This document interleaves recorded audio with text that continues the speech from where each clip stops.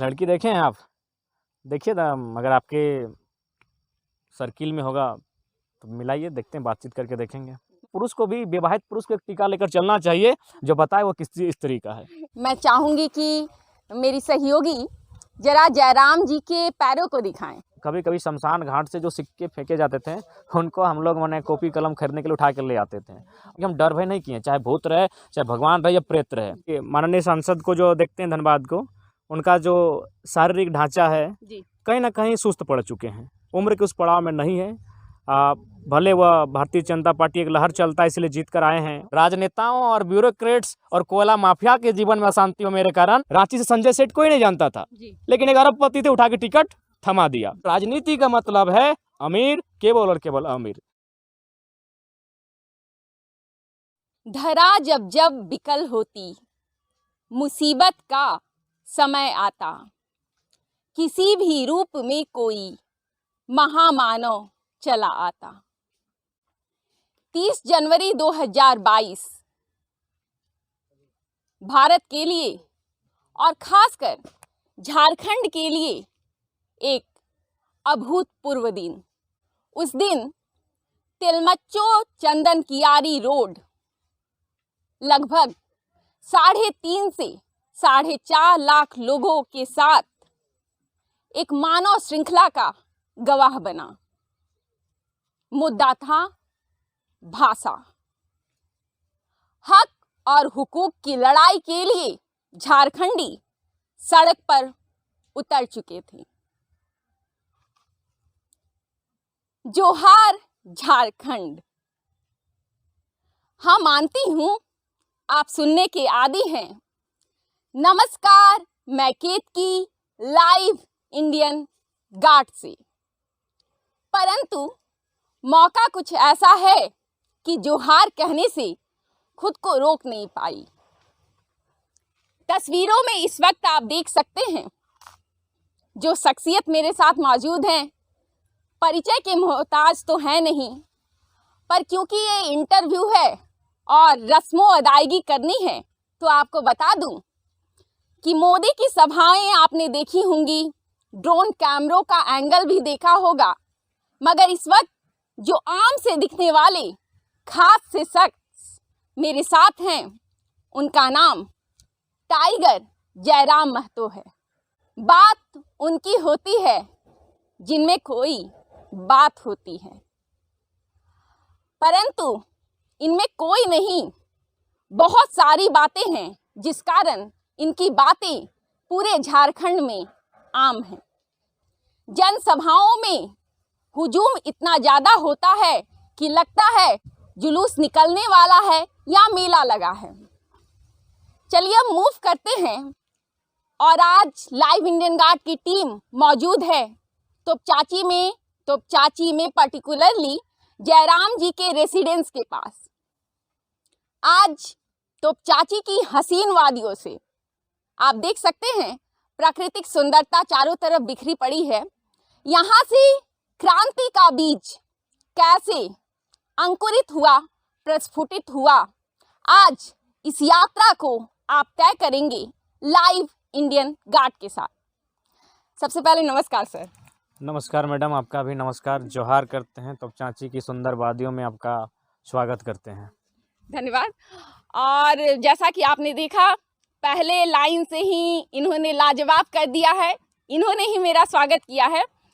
मैं बता दूं कि भाषा में इनका कोई जोड़ नहीं है, लगातार स्पीच देने में माहिर हैं। जनसभा को कैसे बांधे रखना है ये कोई इनसे सीख सकता है। चलिए अब आती हूँ सर, आपसे पहला क्वेश्चन मेरा यही रहेगा, जयराम महतो से टाइगर जयराम महतो तक का सफर जो आपने तय किया, कैसे तय किया? बचपन से काफ़ी जिद्दी स्वभाव के रहे हैं। बालपन से ही, चाहे खेल कूद की बात हो या घर वालों से रूठकर खिलौना लेना हो, तो इस स्वभाव से काफ़ी जिद्दी रहे हैं।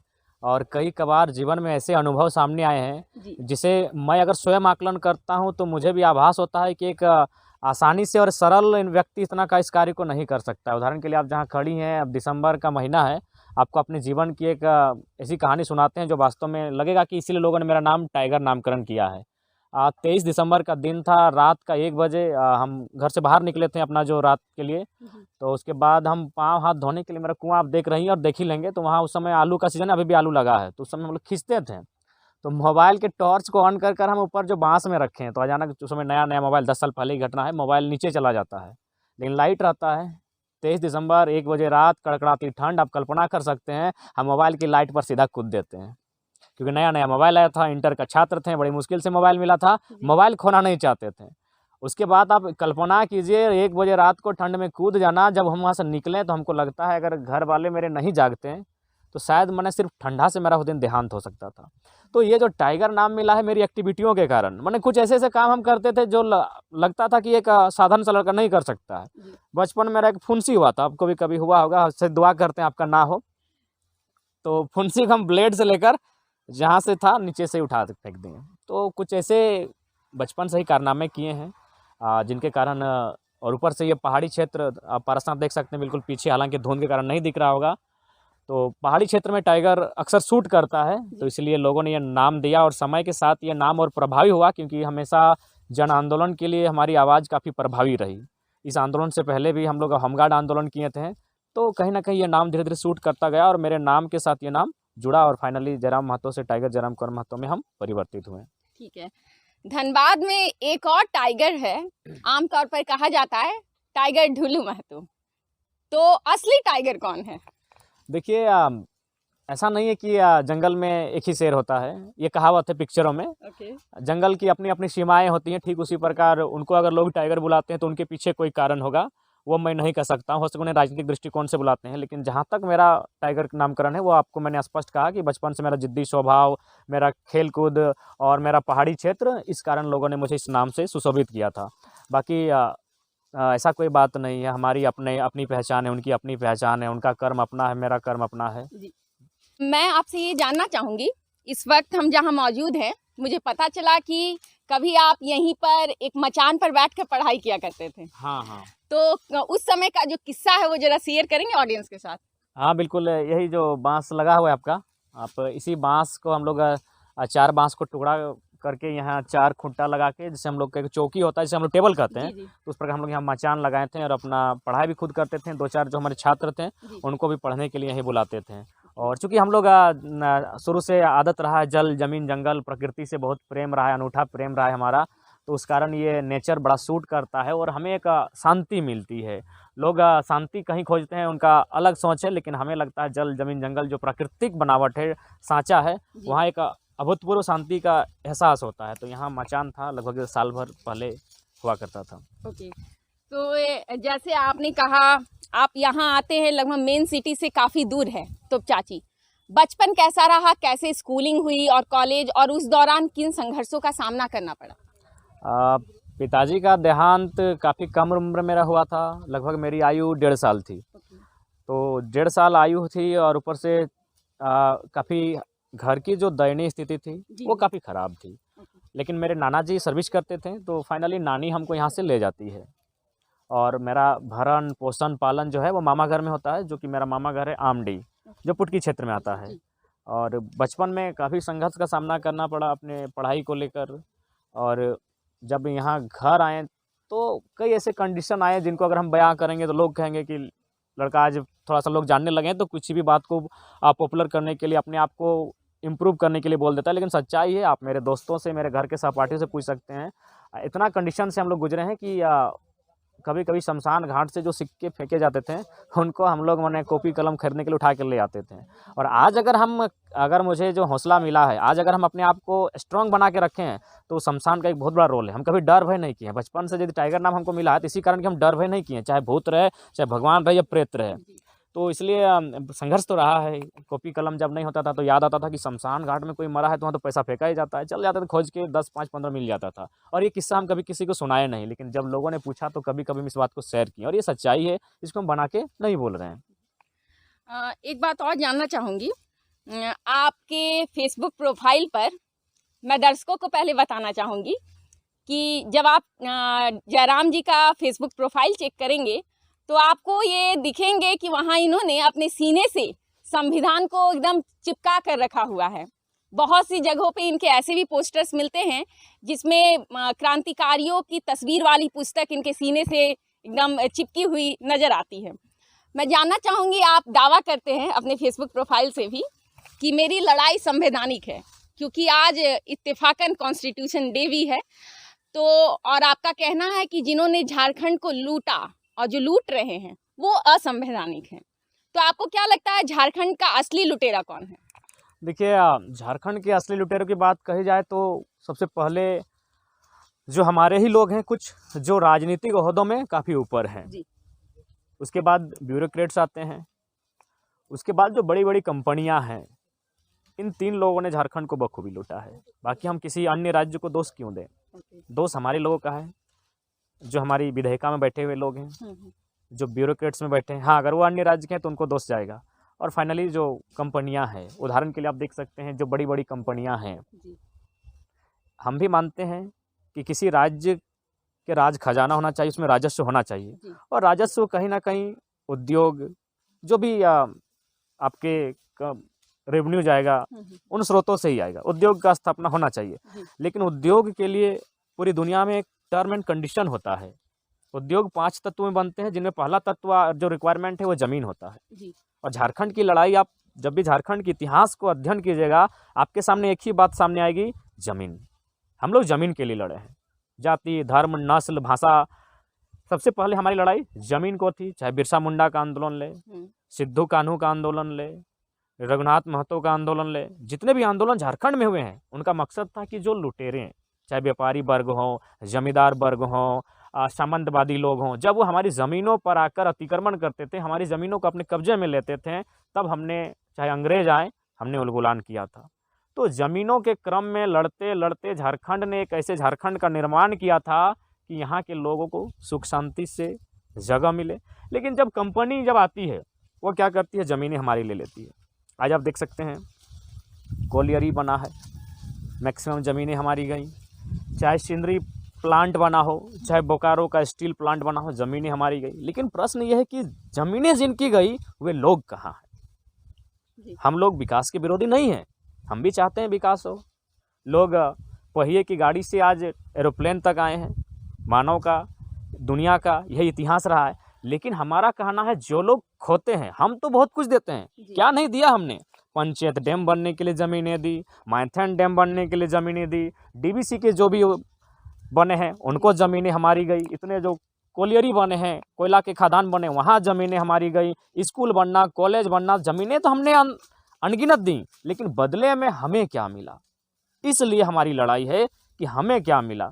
हम पाते हैं कि हमें आश्वासन मिला, हमें विस्थापन मिला, हमें पलायन मिला, हमें एक दंश मिला, हमें एक दर्द मिला, इसके अलावा हमें कुछ नहीं मिला है। तो इसलिए हमारा मानना स्पष्ट है, ज़मीनें अगर हमारी जाती हैं तो सबसे पहली बात, ज़मीन के बदले आप एक ज़मीन दें, आप नियोजन दें और मुआवजा दें। फाइनली हम चाहते हैं, अगर वास्तव में अगर भारत को, जो कहते हैं कि हम डेवलपमेंट करना चाहते हैं, भारत के एक आम व्यक्ति को उन्नत बनाना चाहते हैं, तो मेरा मानना है कि अब ज़मीन के बदले नौकरियां और नियोजन नहीं, बल्कि उनको हिस्सेदारी दीजिए।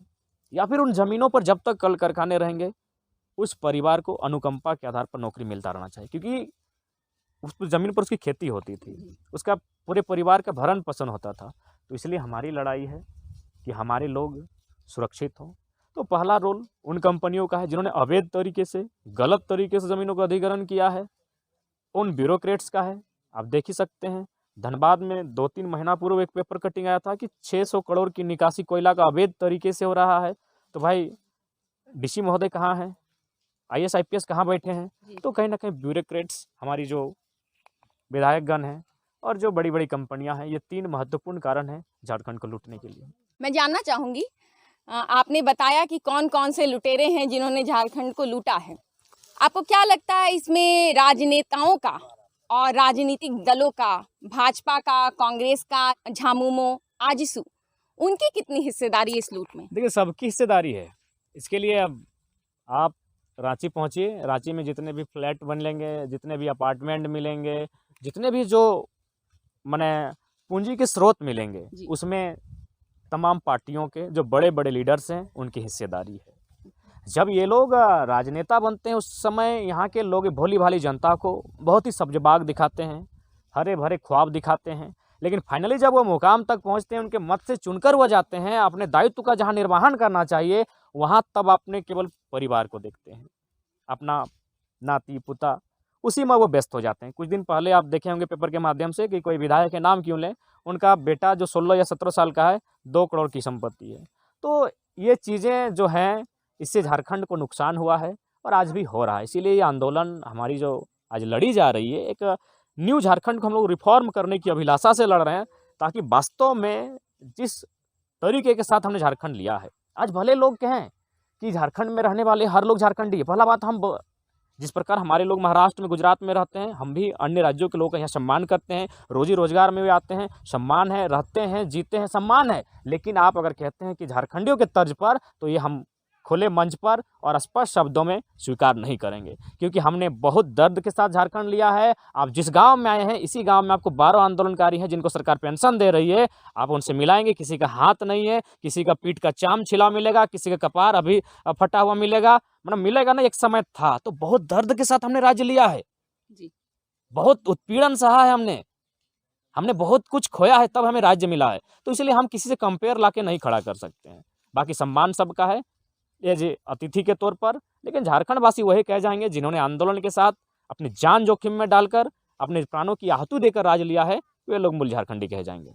चलिए ठीक है, मान लिया कि भाजपा और कांग्रेस ये दोनों तो नेशनल लेवल की पार्टीज हैं और इन्हें सरकार में आना है, इन्हें यहाँ की जनता से नहीं लेना है, लेकिन झामुमो तो बना ही है केवल इसी कारण, क्योंकि यहाँ के लोगों के हक के लिए लड़ना है उसे।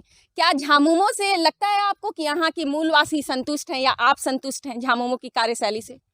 देखिए, कुछ कुछ कार्य उनका ठीक ठाक रहा, लेकिन पूरी तरह संतुष्ट नहीं कर सकते हैं।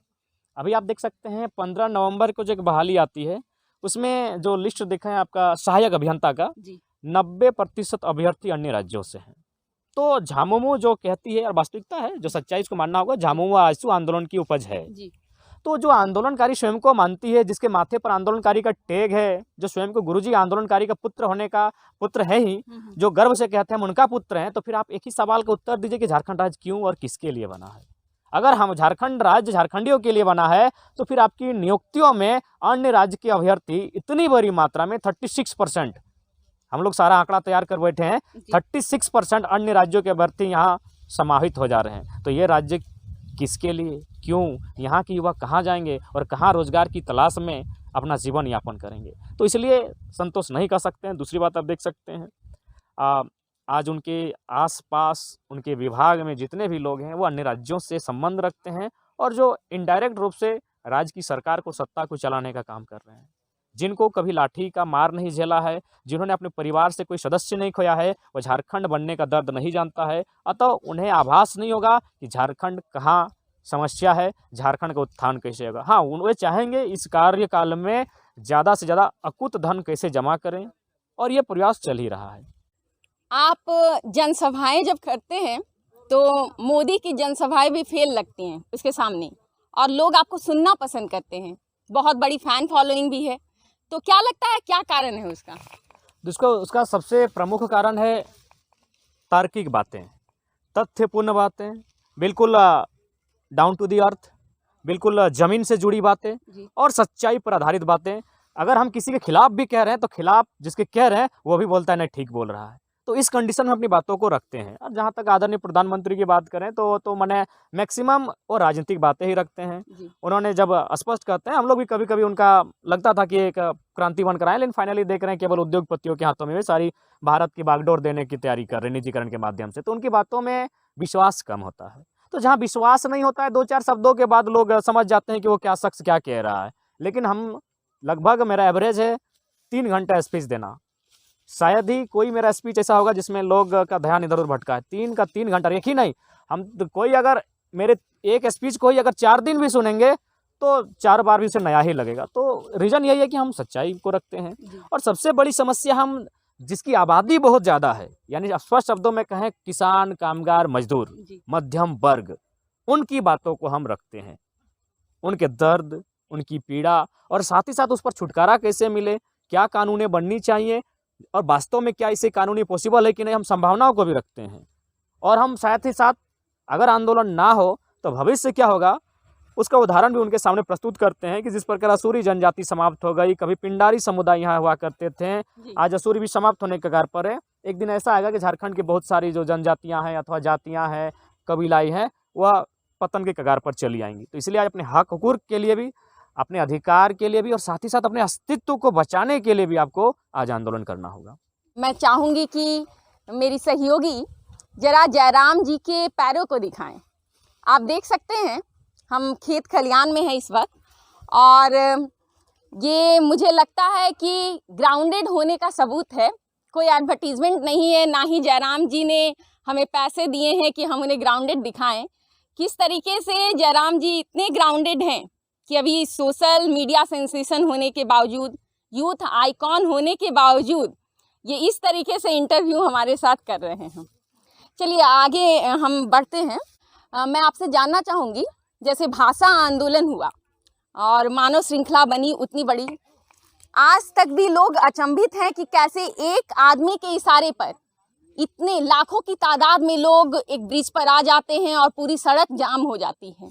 तो आपको क्या लगता है, आपकी बातों में वो कौन सा जादू था जो इतने सारे लोग कन्विंस हो गए? क्योंकि इतने सारे लोगों को पर्टिकुलरली किसी एक बात के लिए मना पाना विदाउट उनको कोई लालच दिए बिना, क्योंकि आपने उस दौरान यहाँ पे कहते हैं, आप खुद ही अपनी भाषणों में कहते हैं कि यहाँ पे दारू का कल्चर है, लोग वोटिंग के लिए भी इस्तेमाल करते हैं, पैसे का भी कल्चर है।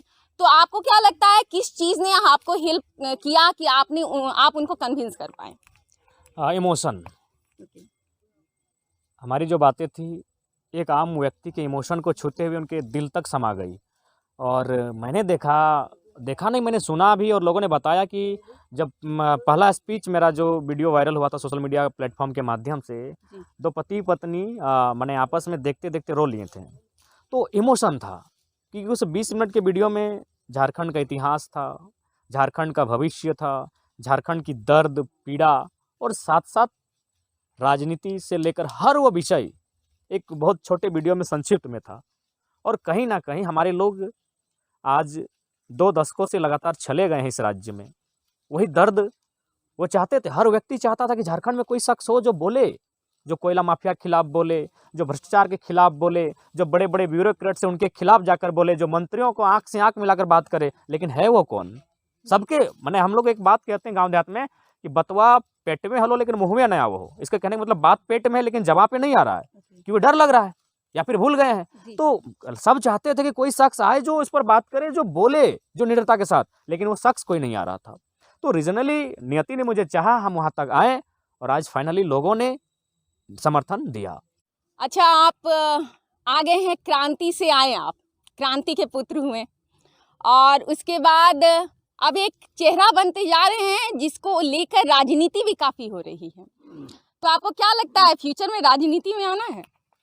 देखिए, हमने शुरुआत से ही कहा है कि हम लोग का कोई इंटेंस राजनीति का नहीं रहा है जी। लेकिन आज राज्य जिस परिस्थिति में है, लोग जहां हमें देखना पसंद करेंगे, लोग अगर हमें पीछे देखिए पारसनाथ का पहाड़ है, अगर वहां देखना पसंद करेंगे तो हम वहां चले जाएंगे। लोग हमें जहां देखना चाहेंगे, अगर लोग एक कहावत है कि तुम्हें जे डाक, तो डाक अगर देंगे लोग तो हम आएंगे। अपने मन से हम कहीं जाने वाले नहीं हैं। अगर बुलाएं, क्योंकि हम लोग छात्र हैं जी। आप भली बात समझते हैं, अभी पढ़ लिख रही हैं अभी, तो इस कंडीशन में भारत की राजनीति में आप एक मुखिया का चुनाव लड़ने का ख्वाब नहीं देख सकते हैं, तो आप राज्य की बात कर रहे हैं। तो ऐसी परिस्थिति में सर्वोपरि जनता है, जनता जैसा भविष्य में तय करती है। लेकिन हाँ, एक बात हम यही कहना चाहेंगे कि जो भारत के लोगों की मानसिकता है कि आंदोलनकारियों को राजनीति नहीं करना चाहिए, यही हम लोग मात खा जाते हैं। लोग ये दलील देते हैं कि देखिए भगत सिंह आंदोलनकारी थे, क्रांतिकारी थे, राजनीति नहीं किया। नेताजी सुभाष चंद्र बोस क्रांतिकारी थे, उन्होंने राजनीति नहीं किया। तो हम उन लोगों से स्पष्ट कहना चाहेंगे कि काश भगत सिंह, चंद्रशेखर आज़ाद, अशफाक उल्लाह खान, नेताजी सुभाष चंद्र बोस जिंदा होते हैं और भारत की जो पहली कैबिनेट बन रही थी उसमें अगर वे सदस्य होते, मंत्रालय में होते हैं, तो 70 सालों में भारत की ये दशा नहीं होती। मेरा सीधा से करना है, क्रांति कोई और करके दे और राजनीति कोई और करेगा तो फिर मात खाएंगे ही खाएंगे। इसलिए मेरा मानना है आंदोलनकारियों को राजनीति में परिवर्तन करना होगा या फिर अपने विचार के लोगों को प्रमोट करना होगा। अगर आप आंदोलन करके फिर छोड़ देते हैं फिर राज्य की बागडोर फिर उन्हीं अंगूठा छाप लोगों के हाथ में थमा देते हैं, जो अपने परिवारवाद से ग्रस्त हैं, जो अपने भाई भतीजावाद से ऊपर नहीं उठ पाए हैं, जो अपनी भोग विलासिता के जीवन से उठ नहीं पाए हैं, उनके हाथों में आंदोलन करके थमा देते हैं। तो उस आंदोलन का क्या मतलब होगा, उस क्रांति का क्या मतलब है? तो इसलिए राज्य को भी और देश को भी इस स्टैंड को अपना बदलना होगा कि क्रांतिकारी राजनीति नहीं करनी चाहिए। मैं स्पष्ट करना चाहूँगा, काश आज भगत सिंह जिंदा होते हैं और भारत की कैबिनेट को संभालते हैं तो शायद आज 70 सालों में देश की व्यवस्था कुछ सुधार होता। काश नेताजी बोस होते हैं। तो इसलिए मेरा मानना है इस आंदोलनकारियों को राजनीति में अवसर लेना होगा, क्योंकि आज जो परिवेश बना है मैडम, आज के डेट में कोई ऐसा बेटा नहीं है जो विधायक सांसद बनने का ख्वाब देख सकता है, क्योंकि विधायक का बेटा ही विधायक बनेगा और फाइनली अगर आपको टिकट मिलेगा तो किसी आप कॉर्पोरेट्स के होंगे। उदाहरण देखिए, रांची से संजय सेठ कोई नहीं जानता था, लेकिन एक अरबपति थे, उठा के टिकट थमा दिया। यहाँ देखिए रविंद्र पांडे के बेटा विक्रम पांडे, कोई नहीं जानता था कि राजनीति करेगा कि नहीं, लेकिन पूर्व सांसद का बेटा है, अरबपति, उठा के टिकट थमा दिया। तो राजनीति का मतलब है अमीर केवल और केवल अमीर। तो इसलिए गरीब का बेटा लोग आंदोलन से ही आ सकता है राजनीति में। तो इसलिए राज्यवासियों को आंदोलन का आप नहीं नकार सकते हैं, आंदोलन करने वालों को राजनीति में अवसर आपको देना होगा। चलिए ठीक है, आपने कहा कि अगर जनता चाहेगी तो आप राजनीति में आएंगे। अगर राजनीति में आते हैं तो किसका दामन आप थामेंगे, भाजपा का, कांग्रेस का, झामुमो का, या अपनी एक अलग पार्टी? देखिए अभी तक इस पर सोच नहीं पाए, लेकिन इतना तो स्पष्ट करना चाहेंगे, ये पॉलिटिकल पार्टियां जो झारखंड में रूल कर चुकी हैं, जिन्होंने झारखंड को बारी बारी से लूटा है, इनका तो ना समर्थन रहेगा ना इनका साथ जाने का अवसर रहेगा। तो फिलहाल हम लोग कुछ सोचे नहीं है कि राजनीतिक परिदृश्य क्या होगा। अभी हम लोग की जो सोच है इसे मैंने सभी प्रमंडल में, चूँकि अभी हमारा पलामू प्रमंडल छूटा हुआ है, संथाल परगना का कुछ हिस्सा छूटा हुआ है, तो हम लोग चाहते हैं इस आंदोलन की विचार को, इस आग को वहाँ तक लेकर जाना और उनको बताना कि 22 सालों में झारखंड को क्या मिला।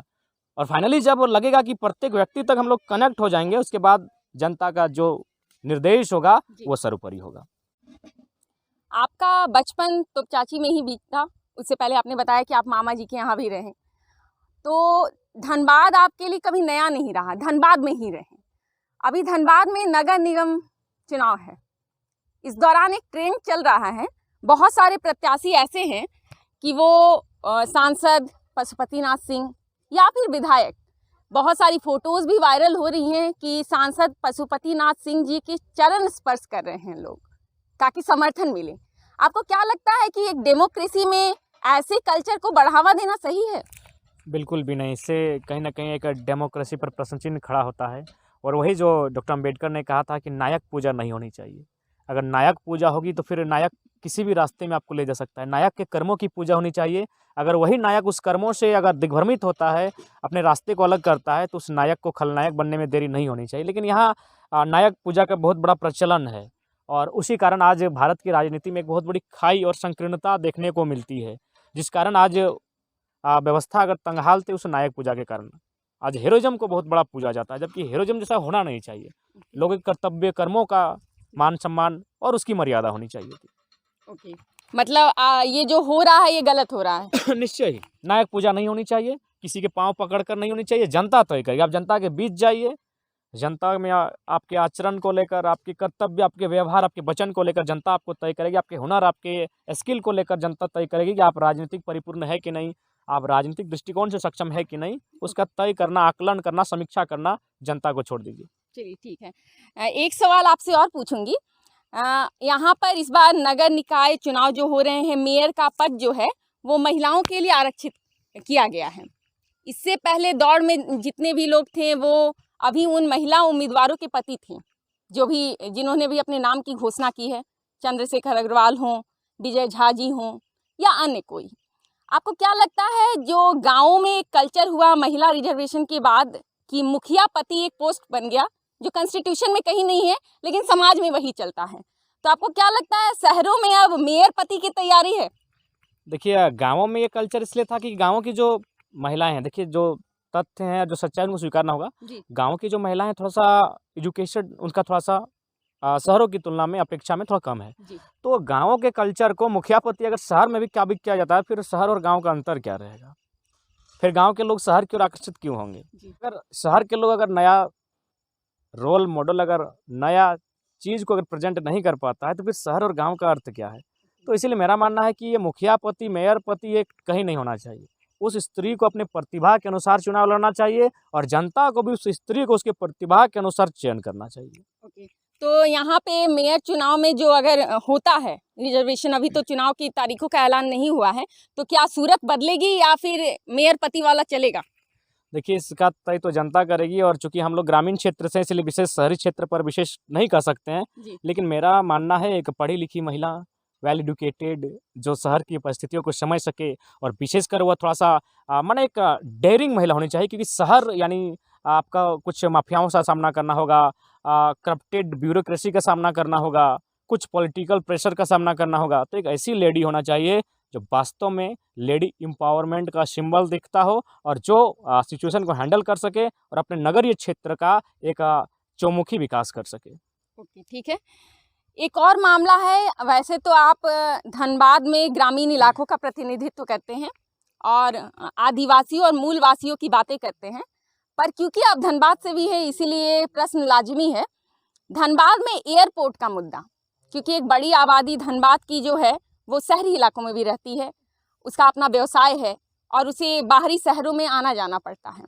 आपको क्या लगता है, जो बहुत सारे लोग एलिगेशंस लगाते हैं कि सांसद जो है वो फेल कर गए यहाँ एयरपोर्ट लाने में, इस मामले में आपकी क्या सोच है? हाँ, मेरा भी मानना है, जैसे कि माननीय सांसद को जो देखते हैं धनबाद को, उनका जो शारीरिक ढांचा है जी। कहीं ना कहीं सुस्त पड़ चुके हैं, उम्र के उस पड़ाव में नहीं है।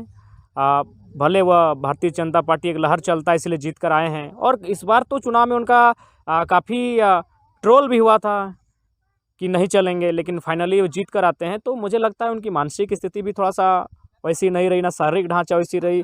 एक जिद होता है काम करने का, वो उनमें ललक नहीं दिखता है और जहाँ तक संसद का प्रश्न है सुनने में वो कोई सवाल भी नहीं करते हुए देखे गए हैं। तो धनबाद की जो भी है, चाहे एम्स हो या फिर एयरपोर्ट, वो देवघर शिफ्ट हो जाता है।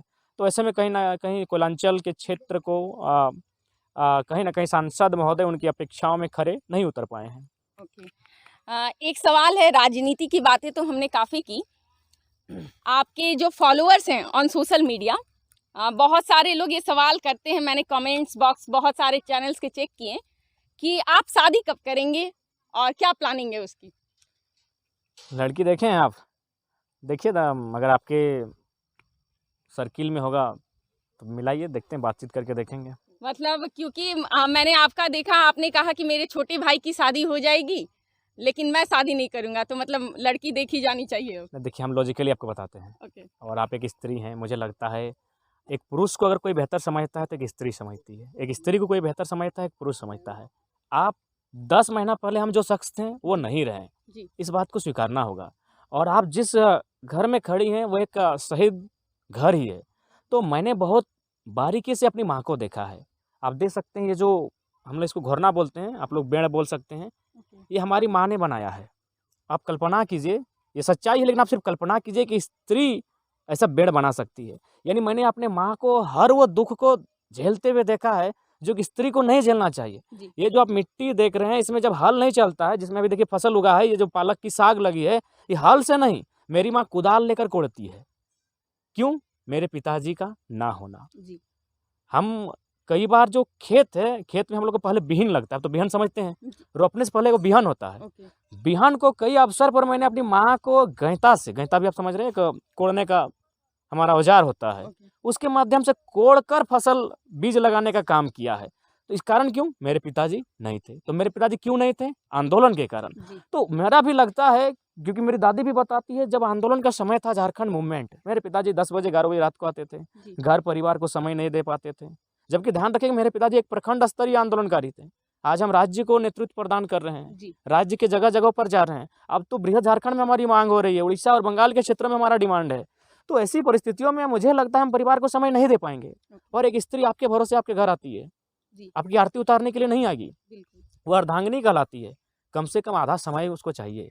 तो मुझे लगता है, मेरा मन मेरा कहता है कि फिलहाल मेरे लिए एक स्त्री को समय दे पाना संभव नहीं है। अतः हम क्यों चाहेंगे एक स्त्री को अपने साथ कनेक्ट कर लें और फाइनली हमारे जीवन में शांति ना होकर अशांति हो। इसीलिए हम चाहेंगे अगर अशांति हो तो उस स्त्री के जीवन में क्यों हो, राजनेताओं और ब्यूरोक्रेट्स और कोयला माफिया के जीवन में अशांति हो मेरे कारण, एक स्त्री के जीवन में मेरे कारण अशांति ना हो, हम यह नहीं चाहेंगे। इसीलिए फिलहाल एक स्त्री से हम दूर हैं। ओके, आपके बातों से काफ़ी झलकता है, आपने बहुत बार ये कहा भी है, आप अपनी माँ को बहुत प्यार करते हैं और मुझे लगता है कि स्त्रियों के प्रति जो आपका सम्मान है, वो शायद इसी कारण है। बिल्कुल, अगर मेरे स्थान पे दूसरा लड़का होता तो शायद इस तरह नहीं सोच पाता, क्योंकि मैंने जन्म से ही अपनी माँ को बहुत संघर्ष करते देखा है। यानी कि स्त्री को जो काम नहीं करना चाहिए, अगर हमारे समाज में मान्यता है कि एक स्त्री हल नहीं चला सकती है, जी। अगर ये मान्यता, ये बंधन नहीं होता, मैं पूरे दावे के साथ कह सकता हूँ, मेरी माँ हल भी चला लेती। तो उस कंडीशन मैंने देखा है, स्त्री ने मेरा परवरिश किया है, इसीलिए स्त्री को लेकर मेरा शुरुआत से ही पॉजिटिव व्यू रहा है। उसके बाद हम अम्बेडकर को बहुत फॉलो किए हैं, बुद्ध को फॉलो किए हैं, तो ज़ाहिर-सी बात है उन्होंने भी स्त्री को उत्थान को लेकर बहुत समर्थक रहे हैं। इसीलिए मेरा भी मानना है, हम हमेशा नारी पुरुष होकर भी नारीवादी रहे हैं। और हम तो सवाल भी करते हैं कि एक बेचारी स्त्री जब कुँवारी हो, तो अपने भाई की लंबी उम्र की कामना के लिए 10 दिन 8 दिन का व्रत रखती है, भूखे प्यासे रहती है। जब विवाह हो जाए तो पति लंबा बचेगा, लंबा आयु, इसके लिए भूखे प्यासे व्रत करती है। बच्चा हो जाए तो बेटा के लिए माँ के रूप में व्रत करती है, लेकिन उसके लिए कोई व्रत नहीं है, कोई नेग नहीं है, कोई नियम नहीं है। हम तो यहाँ तक कहते हैं, एक पुरुष के चेहरे से पता चलता है कि वो विवाहित है, लेकिन बेचारी स्त्री सिंदूर, कंगन से पता कह देती है कि हम किसी पुरुष की हो चुके हैं। तो जो भी बंधनें हैं, अगर बंधन सांस्कृतिक है, उसकी परंपरा है, तो हम नहीं विरोध नहीं कर रहे हैं, लेकिन स्त्रियों के प्रति ही क्यों? मेरा मानना है पुरुष को भी, विवाहित पुरुष को एक टीका लेकर चलना चाहिए, जो बताए वो किस स्त्री का है। तो हम नारीवादी सोच के हैं। ओके, ठीक है। मुझे लगता है कि आज के इस एपिसोड में काफ़ी कमेंट्स आने वाले जो लड़कियों की तरफ से होंगे, क्योंकि आप यूथ आइकॉन हैं, लेकिन मुझे लगता है कि इस उम्र में पर्टिकुलरली और किसी लड़के के मुंह से ये सुनना कि कोई ऐसा सिंबल बनना चाहिए जिससे पता चले कि वो मैरिड है। बहुत सी लड़कियां इसकी एडवोकेसी करती हैं, आज पहली बार सुना। चलिए फिर से थोड़ा सा राजनीति की तरफ लौटूंगी। 1932 का खतियान, अभी विधेयक भी यहाँ पारित हो गया, क्या लगता है कि ये सारी समस्याओं को हल कर देगा? नहीं, 1932 का खतियान सारी समस्याओं को हल नहीं कर पाएगा। ओके। 1932 का खतियान एक स्थानीयता का आधार मांग रहा था झारखंड की, आप स्थानीयता को तय करें। ठीक है। पहला बात, आपके चैनल के माध्यम से तमाम श्रोताओं को, दर्शकों को हम बताना चाहेंगे, हमारी लड़ाई किसी भाषा-भाषी से नहीं है, ना किसी अन्य राज्य से है। हम भारत के हैं, हम भारत के नागरिक हैं, सभी भाई-भाई हैं। लेकिन मेरा कहना है, जब भाई-भाई में बँटवारा होता है, तो सबका अपना-अपना सीमा हो जाता है। बड़ा भाई का सीमा होता है, छोटा भाई का सीमा होता है। ठीक उसी क्रम में अगर हम लोग मान लें तो बिहार हमारा बड़ा भाई, हम स्वीकार करते हैं। बिहार के पास 54% का ज़मीन भूभाग रहा, हमारे पास 46% आता है। तो जब बिहार के जो 54% है, वहाँ हम हल लेकर नहीं गए हैं, तो वे लोग हमारी ज़मीनों पर हल लेकर क्यों आ जाए? मेरे कहने का मतलब है, जब हमें राज्य मिला है, तो हमें वो आगे आने का अवसर दीजिए। टीचर आप आके बन रहे हैं, दरोगा आप आके बन रहे हैं, सहायक अभियंता आप आके बन रहे हैं, इंजीनियर यहाँ आप आके बन रहे हैं, ब्यूरोक्रेट्स आप संभाल रहे हैं, तो झारखंड के हम नक्शे में लिए हैं।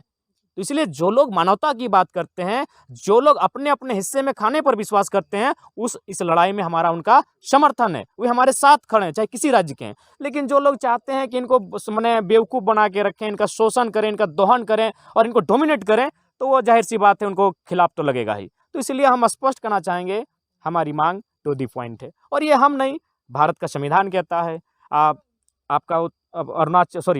आंध्र प्रदेश को 371D के तहत, वहाँ के जो, हम तो 3rd और 4th ग्रेड की बात करते हैं, वहाँ तो संपूर्ण राज्य की वैकेंसियों में स्थानीय लोगों का अधिकार है। 371D के अनुसार आप तमिलनाडु चले जाइए, वहाँ भी 1993 में एक संशोधन होता है, और फाइनली वहाँ के लोगों को 69% रिजर्वेशन का प्रावधान दिया जाता है। तो इस तरह, और ये कहाँ संविधान, संसद का हवाला देती है 16(4), 309 विधानसभा, राज्य की जो अनुसूची 7 है 7, उसमें 3 सूचियां हैं, संघ सूची, केंद्र सूची और राज्य सूची।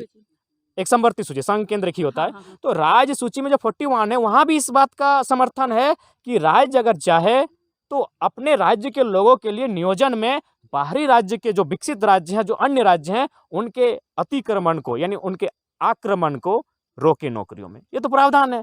और देखिए, गुजरात गुजराती भाषा लगा के बैरियर लगा के बैठा है, उड़ीसा उड़िया भाषा लगा के बैरियर लगा के बैठा है कि आप हमारे यहाँ नहीं आ सकते हैं, बंगाल में बांग्ला भाषा का बैरियर है कि आप हमारे यहाँ नहीं एंट्री कर सकते हैं। तो हम भी चाहते हैं झारखंड में कोई बैरियर हो, जिससे कि अन्य राज्य के जो लोग हैं उनको एक माने बैरियर लग जाए कि भाई आप झारखंड में यूं मनमानी प्रवेश नहीं कर सकते हैं। हमने कभी कहा है कि डीसी साहब गो बैक? कभी नहीं कहा है। हमने कभी किसी प्रोफेसर को कहा है, किसी डीन को कहा है कि आप गो बैक? नहीं। हम तो 3rd और 4th की बात कर रहे हैं। अब अगर हम 3rd और 4th, चपरासी, हवलदार, दरोगा की भी बात ना करें, टीचर और माने कुछ अभियंताओं की भी बात ना करें, पियोन चपरासी की भी बात ना करें, तो मैडम क्यों राज्य लिए हैं? इसलिए 1932 का खतियान उसके आधार पर स्थानीय नीति बने और 1932 को केंद्र माना जाए। बाकी अन्य जिलों में कभी कभी अलग सेटलमेंट हुआ है, उसको पर आधार लें, उसे केंद्र माना जाए, उसके आधार पर स्थानीय नीति बने और उस स्थानीय नीति को नियोजन नीति में प्रभावी माना जाए। बस बात क्लियर है, यही हमारी लड़ाई है। हाँ, उसके बाद बहुत सारी नीतियां हैं। हम तो चाहेंगे वास्तव में, अगर आप चाहते हैं मनुष्य का उत्थान हो, लोगों का जीवन खुशहाल और भारत अगर विश्व गुरु सच्चे अर्थों में बने, तो उसके लिए आपको उद्योग नीति बनानी होगी, खनन नीति बनानी होगी। हमारे यहाँ बहुत सारे मुद्दे हैं जो 32 के बाद बहुत प्रभावी हैं। आज कोलियरी क्षेत्र में आप चले जाइए, जो औद्योगिक क्षेत्र में आप जहाँ रहते हैं लोग, जब उनके घर शाम होती है, जब वो सोते हैं ना, तो उन्हें इस डर की चिंता होती है कि कौन सी सुबह हमारी नींद खुलेगी और हमारे हाथ में एक सरकार का लेटर होगा जिसमें लिखा होगा आपके गांव को खाली करने का आदेश दिया जाता है। क्यों? गांव हमने बसाया है, सरकार का गांव नहीं है। सरकार 70 साल से है, हम 7000 सालों से हैं, कोई 3000 सालों से यहाँ बस बसाव कर रहा है। हम आपके कहने पर अपने गांव उजाड़ देंगे? और उजाड़ा है। Chandil dam, Tenughat dam, Konark dam, Maithan dam, Panchet dam, कहाँ कहाँ भागेंगे हम? कहाँ जाएंगे हम? और क्यों जाएंगे? अपनी जमीनों को छोड़कर हम क्यों जाएंगे? हमारा कहीं कुछ नहीं है, जो है यहीं है, यहीं मरेंगे, यहीं खटेंगे, यहीं दफन हो जाएंगे। तो इसलिए 32 के बाद भी लड़ाई है, विस्थापन नीति है, पुनर्वास नीति है, उद्योग नीति है, खनन नीति है। यही मिजोरम, मणिपुर में कोयला का खनन होता है, लेकिन वहाँ क्या कंडीशन है? कोऑपरेटिव सोसाइटी के माध्यम से लोग कोयले का खनन करते हैं और गवर्नमेंट को रॉयल्टी देते हैं। तो वास्तव में अगर सच्चे अर्थ में चाहते हैं देश की उन्नति हो और वास्तव में आप चाहते हैं भगत सिंह के सपनों का भारत हो, तो आपको एक ऐसी नीति बनानी होगी जिसमें एक व्यक्ति अरबपति ना बने, बल्कि एक टाइम में 100 आदमी लाखपति बनकर सामने आए। आप क्रांति की बात करते हैं, मैंने सुना है कि क्रांति लानी होगी, अब सबको उठना होगा, एक साथ आना होगा। क्या ये जो क्रांति है ये मार्क्स वाली खूनी क्रांति की बात है या कोई और क्रांति है जो जयराम जी की स्पेशल क्रांति है? देखिए, एक क्रांति विचारों की क्रांति है, जन चेतना की क्रांति है, सोए हुए लोगों को जगाना है, उन्हें हक अधिकार बताना है। यह एक शैक्षणिक क्रांति है, यह एक वैचारिक क्रांति है, यह उद्धारिक क्रांति है। हम लोग हिंसा पर विश्वास नहीं करते हैं। हमारा इतिहास देखिए झारखंड का, हम लोग बहुत सरल लोग हैं। आज भी एक पक्षी को भी हमसे चोट लगता है तो हम लोग दर्द होने का आभास करते हैं। यहाँ हमने तभी क्रांति की है जब हम लोगों ने हमारी माँ समान माटी को छीनने का प्रयास किया है। बाकी आप देखिए, लोगों को हमने शरण दिया है, हमने आश्रय दिया है, और झारखंड का ही वातावरण एक ऐसा है जहाँ सभी लोग शांति से जीवन यापन कर सकते हैं। एक जल, जमीन, जंगल, एक प्रकृति का सुंदर आवरण है हमारा। तो हम लोग कभी हिंसा की बात नहीं करते हैं, लेकिन अगर विकट परिस्थिति आ जाए, विकराल परिस्थिति हमारे सामने बन के खड़ी हो जाए, तो ऐसी परिस्थिति में कहावत है कि मरता क्या नहीं करता। हम तो मरे ही जा रहे हैं, हम तो मारे जा रहे हैं। तो अपने आप को बचाने के लिए सेल्फ प्रोटेक्ट, सेल्फ डिफेंस एक उलगुलान लेकर आता है। आप हमारे अधिकार को दे दीजिए, आप हमारे जंगल जमीन से चले जाइए, आप हमारे जो उद्योग के नाम पर हमारी ज़मीनों का अधिग्रहण किया है, खदानों के नाम पर हमारी ज़मीनों का अधिग्रहण किया है, लगातार किया है, वो तो अलग बात है। कई ज़मीनें हमारी आने वाले दिन और जाएंगी। तो आप इनमें अगर गिर दृष्टि नहीं रखेंगे तो हम लोग किसी भी क्रांति की बात नहीं करेंगे। आप हमने हमारे हक अधिकार को छोड़ दीजिए। अब देखिए, आपको मैंने सोचकर दुख भी लगेगा, गुस्सा भी आएगा, हंसी भी आएगा कि पंचेत डैम का पानी बीएसएल कहता है मेरा है, स्वर्णरेखा नदी का पानी टाटा कहती है मेरा है। अरे भाई, ये मजाक चल रहा है क्या? तो इसलिए हम चाहते हैं हमारे जल, जमीन, जंगलों को सुरक्षित रहने दीजिए। हम लोग शांतिपूर्वक जीने वाले लोग हैं, लेकिन अगर कोई हमें हमारे घर में बेदखल करेगा तो निश्चय एक उलगुलान आएगा, और जैसा उलगुलान सदियों से होता आया है। 1932 अगर लागू हुआ, पारित तो हो गया है, लागू हुआ, उसमें 1933 वाले भी जो है वो बाहरी हो जाएंगे। तो क्या लगता है, क्योंकि इससे पहले भी बहुत कोशिश हुई, 2002 में भी एक कोशिश हुई थी, और काफ़ी जो कह सकते हैं आपकी खूनी वातावरण हो गया था। इस बार अगर वैसा होता है तो फिर चांसेस है कि उस तरीके की परिस्थितियां बनेंगी। कैसे निपटा जाएगा इससे? देखिए, इस बार ऐसी परिस्थितियां नहीं बनेंगी, क्योंकि इस बार जो अन्य राज्यों के लोग भी हैं वो स्वीकारते हैं, वो खुद कहते हैं कि सही बात है। हम लोग निरसा का एक दिन हम कॉलेज से आए, वहाँ एक बिहारी बंधु मिले और एक बंगाली बंधु मिले। बोला, अरे आप जरा मत तो हैं, आपको वीडियो में देखते हैं। बोला, बिल्कुल सही है, इसीलिए झारखंड अलग लिया है ना, कि यहाँ के लोगों का विकास हो। अगर हमारे ही लोग आके यहाँ वीडियो CEO बनेंगे, मास्टर बनेंगे, झारखंड क्यों बना है? तो जो लोग अब समझने लगे हैं वे भी जान रहे हैं कि हमारी दो आइडेंटिटी है, यहाँ के बाद भी हमारा घर है। अगर यहाँ कुछ ऐसी आपदा विपदा आती है तो हम अपने घरों में जाके रह सकते हैं, जीवन यापन कर सकते हैं, लेकिन जिनका झारखंड है वे कहाँ जाएंगे। तो इन चीज़ों को अब लोग समझ रहे हैं, झारखंडी लोग भी समझ रहे हैं और जो गैर झारखंडी यहाँ प्रवास करते हैं वे लोग भी समझ रहे हैं। इसलिए उस तरह का विवाद और ऐसा कोई चीज़ नहीं देखने को मिलेगी जिसका डर हो। ठीक है, संविधान दिवस पर झारखंडियों को क्या संदेश देंगे? संविधान दिवस पर झारखंडियों को यही संदेश देना चाहेंगे कि थोड़ा सा संविधान का अध्ययन करें, क्योंकि संविधान यानी गणतांत्रिक व्यवस्था का एक ढांचा है। और कहीं ना कहीं आज भी जो हमारे झारखंड के लोग हैं, मैक्सिमम लोग 1 पर्सन 1 वोट 1 वैल्यू का महत्व नहीं समझ पाते हैं। शराब, मांस, मदिरा, खान पान इत्यादि में अपने वोट को बेचने का प्रचलन जो है, जिस कारण आज झारखंड की यह दशा है। और भोले भाले लोग होने के कारण जो हम सदियों से ठगे जा रहे हैं, इसलिए थोड़ा सा संवैधानिक जानकारी होनी चाहिए, थोड़ा सा तथ्य को जानना चाहिए, तार्किक होना चाहिए। और हम चाहेंगे जन चेतना होनी चाहिए, एक आम झारखंडी में जन चेतना हो, जिससे कि वह अपने आने वाले भविष्य का निर्माण कर सके और यहाँ से आकलन भी कर सके कि हमसे अगर चूक होगी तो भविष्य क्या होगा, हम अगर संघर्ष करते हैं तो हमारा भविष्य कैसा होगा। ठीक है, आपने सुना, ये दहाड़ थी एक टाइगर की। जब भी बात होती है जन चेतना की, सत्ता परिवर्तन की, तो एक चिंगारी की आवश्यकता होती है। कभी ये ज्वालामुखी से निकलता है तो कभी गांव के किसी चूल्हे से। आप जिसे सुन रहे हैं, आपने जिसे अभी सुना, बस इन्हीं वादियों से निकले हुए एक आम से शख्स की खास कहानी थी ये।